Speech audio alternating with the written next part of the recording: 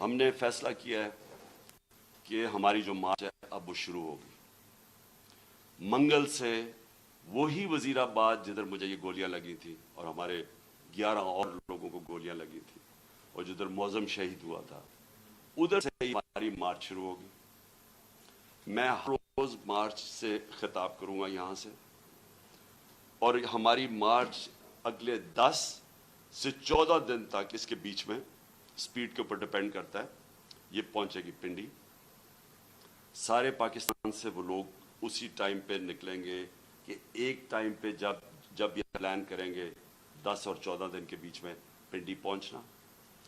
میں پنڈی خود ہوں گا, اور ادھر سے سارے پاکستان کی جو لوگ جمع ہوں گے اس مارچ کو پھر میں لیڈ کروں گا. اور میں یہ اپنی ساری قوم کو آج کہنا چاہتا ہوں کہ آپ ساروں نے ایک چیز سمجھ لینی ہے